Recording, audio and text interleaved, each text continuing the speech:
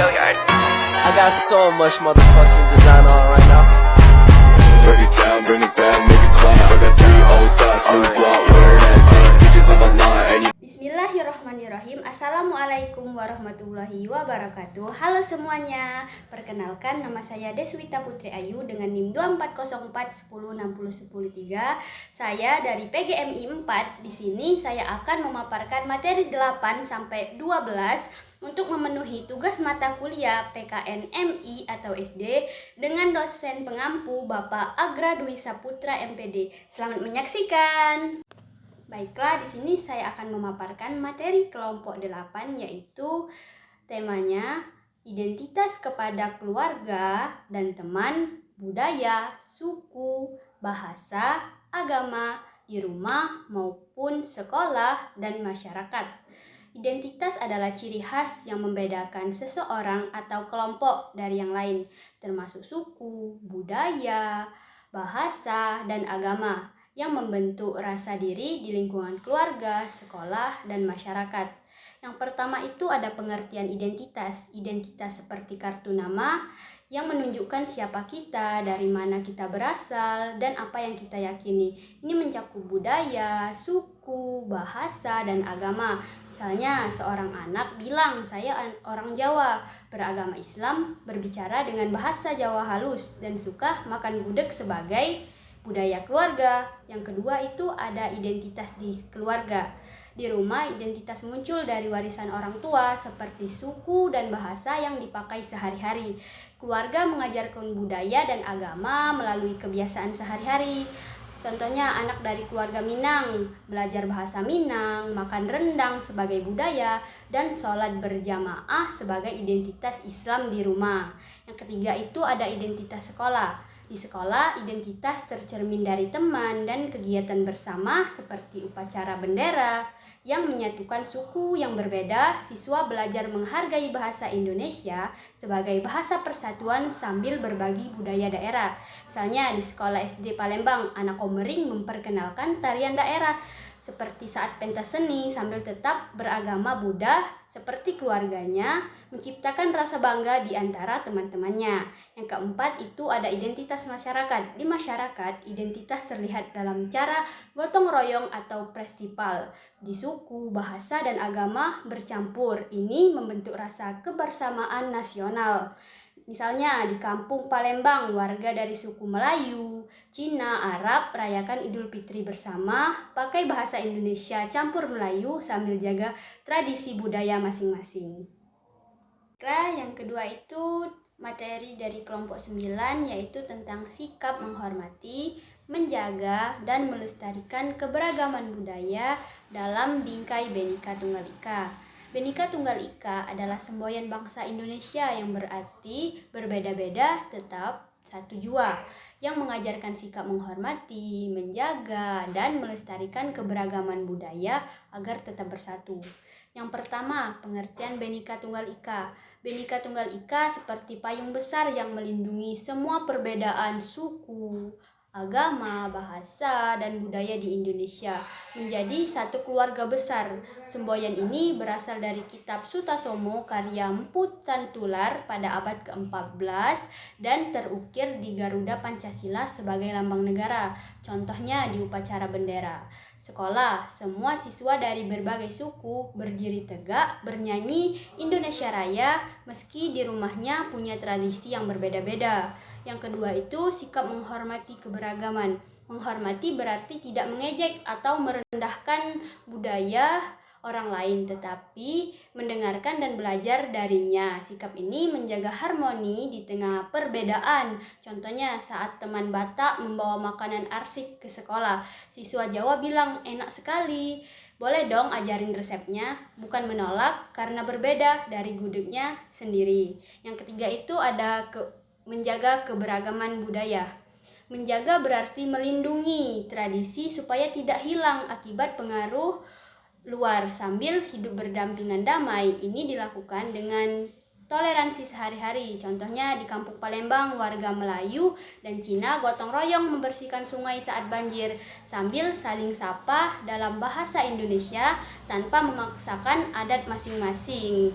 Yang keempat itu melestarikan keberagaman budaya. Melestarikan berarti meneruskan budaya dari generasi ke generasi berikutnya. Melalui ajaran, kegiatan, kebiasaan ini memperkaya identitas bangsa. Contoh, orang tua ajarkan anak tari saman, Aceh di rumah, lalu di sekolah pentas tari kacak Bali sehingga anak bangga dan ajarkan ke teman-temannya yang lain. Baiklah, yang selanjutnya itu pemaparan materi dari kelompok 10, yaitu tentang karakteristik lingkungan rumah, sekolah sebagai bagian NKRI dan sikap menjaganya. Lingkungan rumah dan sekolah merupakan bagian yang tidak dapat terpisahkan dari NKRI, di mana karakteristiknya mencerminkan kebersamaan dan keberagaman bangsa Indonesia. Menjaga lingkungan ini berarti menerapkan sikap bertanggung jawab agar tetap harmonis dan mendukung persatuan. Yang pertama itu karakteristik lingkungan rumah. Lingkungan rumah biasanya hangat dan penuh kasih sayang dengan anggota keluarga yang saling tolong-menolong serta mengajarkan nilai-nilai adat dan agama dalam kehidupan sehari-hari. Ada ruang keluarga untuk berkumpul, ada dapur untuk masak bersama, dan halaman untuk bermain yang aman. Contohnya, di rumah keluarga Palembang ada tradisi makan malam bersama sambil cerita pengalaman hari itu. Ini menciptakan rasa aman dan harmonis. Yang kedua itu karakteristik lingkungan sekolah. Lingkungan sekolah lebih terstruktur dengan ruangan kelas, lapangan, dan fasilitas belajar yang mendukung interaksi siswa dari berbagai suku. Di sini ada guru sebagai pembimbing dan aturan bersama untuk disiplin, serta kegiatan gotong royong. Contohnya di SD 132 Palembang ada upacara Senin dengan bendera merah putih, di mana siswa belajar Pancasila sambil bermain di lapangan bersama teman yang berbeda suku. Yang ketiga, sikap menjaga lingkungan rumah. Sikap menjaga lingkungan rumah itu meliputi menjaga kebersihan, patuh pada aturan orang tua, dan gotong royong dengan tetangga agar tetap nyaman sebagai bagian NKRI. Ini membangun rasa memiliki terhadap tanah air. Contohnya, anak membantu menyapu halaman dan membuang sampah pada tempatnya, serta ikut gotong royong bersihkan masjid kampung saat Ramadan. Yang keempat itu sikap menjaga lingkungan sekolah. Menjaga sekolah berarti tidak merusak fasilitas, membantu teman, dan ikut membersihkan kelas untuk menciptakan suasana belajar yang kondusif. Sikap ini melatih tanggung jawab.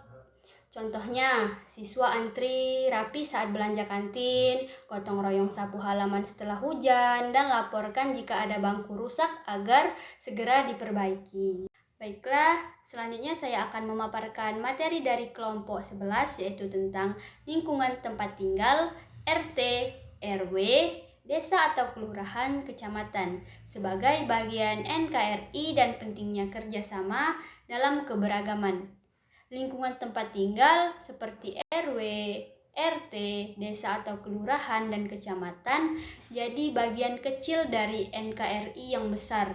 Kerjasama di sini bantu orang berbeda suku dan budaya tetap rukun dan saling bantu agar semua berjalan aman dan harmonis. Yang pertama itu lingkungan rumah. Lingkungan rumah dipimpin oleh RT, RW yang mengurus urusan warga seperti keamanan, bersih-bersih, dan data penduduk. Ini pondasi masyarakat dekat rumah.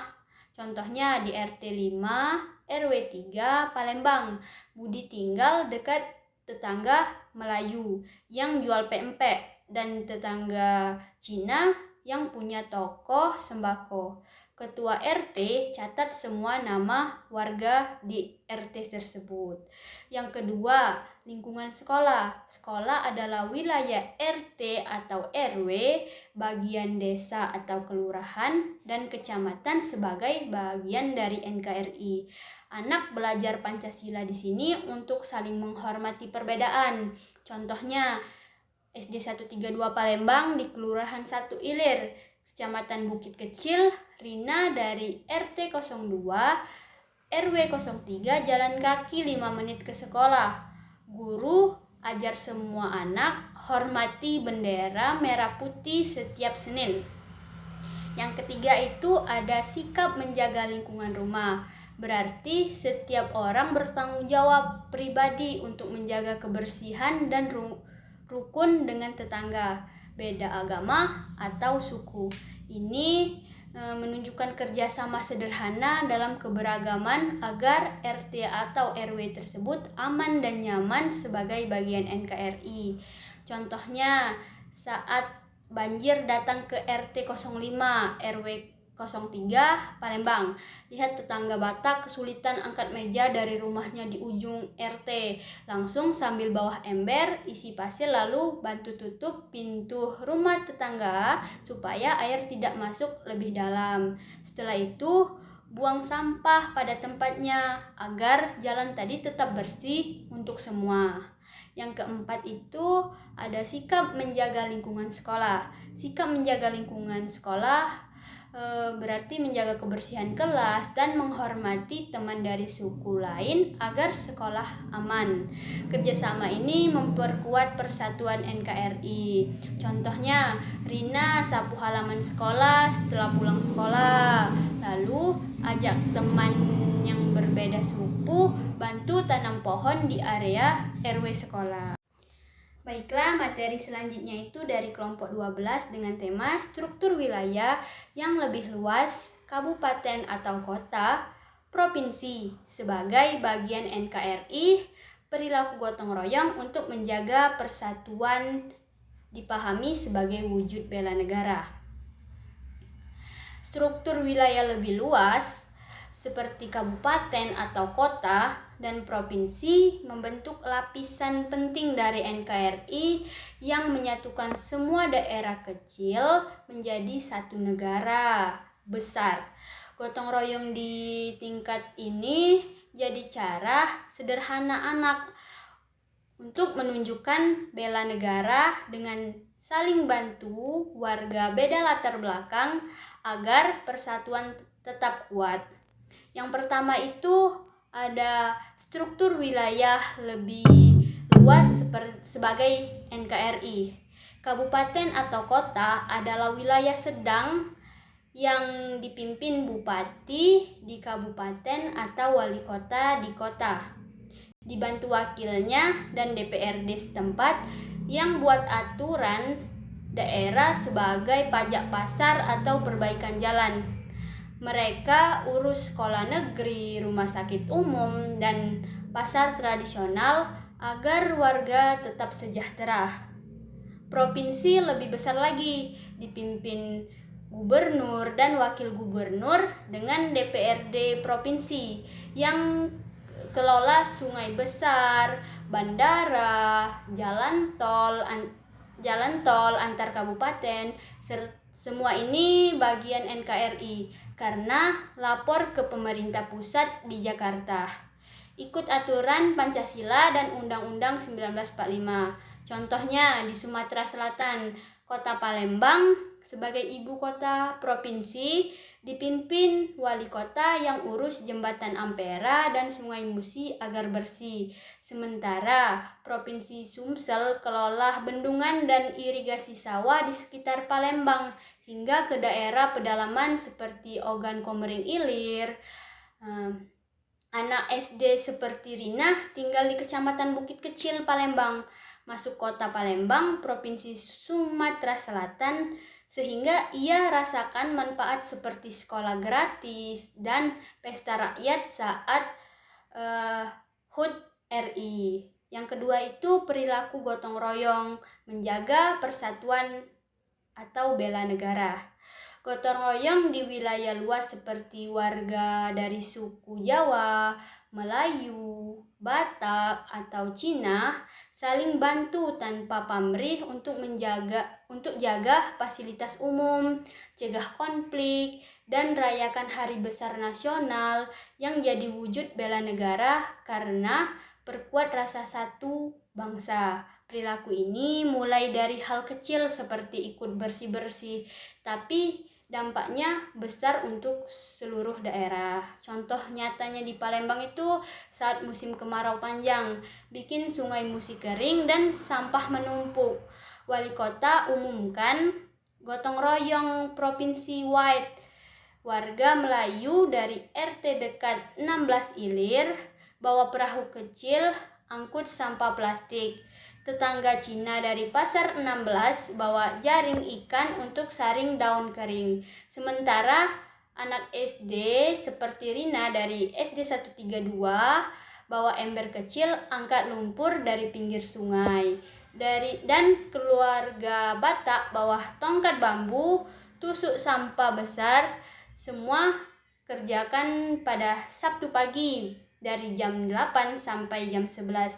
Lalu makan pempek dan tekwan bersama di pinggir sungai. Hasilnya sungai Musi tadi jadi bersih lagi, ikan bisa hidup, dan semua warga bangga karena ini bela negara, menjaga alam NKRI agar provinsi tadi tetap indah dan persatuan tadi antar suku makin erat seperti semboyan Bhinneka Tunggal Ika.